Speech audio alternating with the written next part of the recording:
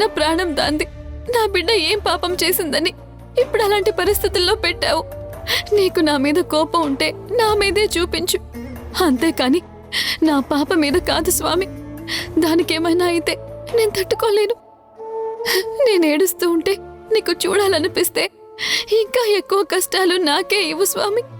అంతేగాని నా పాపనిలా ఇబ్బంది పెట్టి నాకు శిక్ష వేయాలని చూడొద్దు. అమ్మకే కడుపులో కదిలేనే, అమ్మకే కడుపులో కదిలేనే,